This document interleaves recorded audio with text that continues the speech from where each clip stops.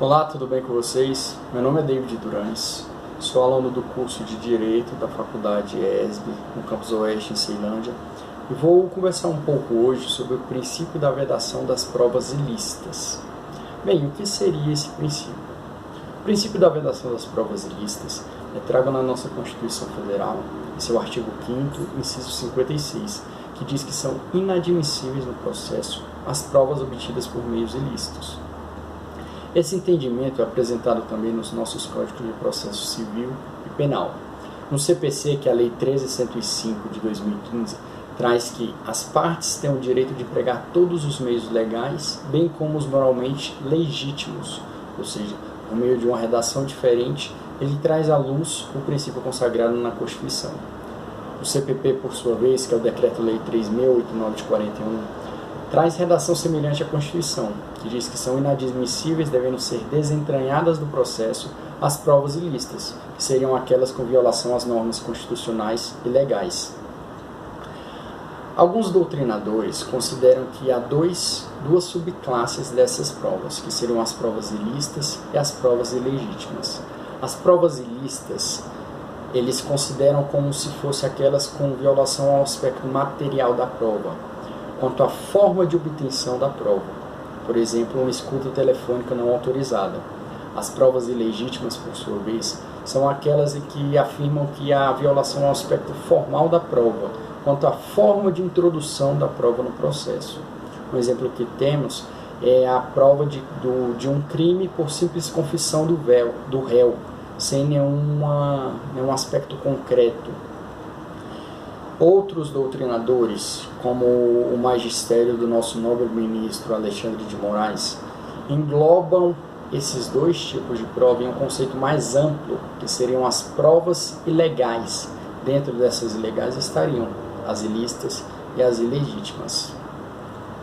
Algumas outras correntes, como por exemplo do nosso Guilherme de Souza Nutti, considera o contrário do nobre ministro Alexandre de Moraes.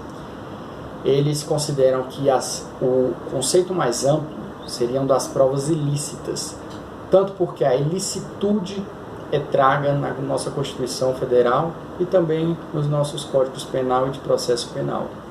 As provas ilícitas seriam um conceito mais amplo e dentro delas teriam as ilegais, com ofensa ao direito material, e as ilegítimas, com ofensa ao aspecto formal de obtenção da prova. No nosso Código de Processo Penal, há ainda uma teoria que denominamos teoria da árvore dos frutos envenenados, ou teoria do efeito à distância. O que seria essa teoria? Ela prega no artigo 157, parágrafo 1º, que são também inadmissíveis no processo as provas derivadas das ilícitas, ou seja, todas as provas obtidas por causa da prova ilícita introduzida no curso. No entanto, na segunda parte desse mesmo parágrafo, traz duas exceções. Quais seriam as exceções para a utilização dessas provas derivadas? Quando não é evidenciado nexo de causalidade entre umas e outras, e quando as derivadas puderem ser obtidas por uma fonte independente, ou seja, seguindo o rito, seguindo o praxe, o curso normal do processo.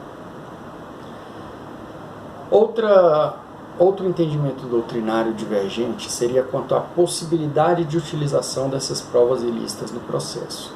Há os doutrinadores que defendem a proibição plena dessa utilização, por risco de violação grave aos direitos humanos. No entanto, há a corrente que defende a proporcionalidade por meio da teoria da razoabilidade ou do interesse preponderante, que seria o quê? Se eles fizessem uma ponderação entre os direitos individuais e os interesses da sociedade. No entanto, em ambas as teorias, há alguns autores, doutrinadores, que defendem uma exceção quase que unânime, que seria quando o preceito constitucional se choca com outro de igual relevante importância.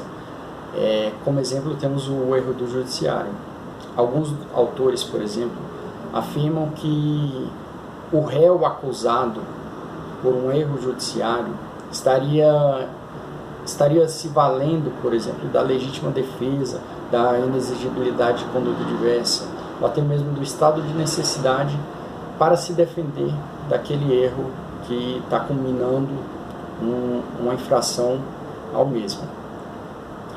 Destarte todos os entendimentos, destarte todas as observações. Devemos sempre ter em mente que o princípio da vedação das provas ilícitas é um instituto que visa resguardar não somente o processo penal, mas, em decorrência de resguardar esse processo, resguardar a própria Constituição e os direitos humanos.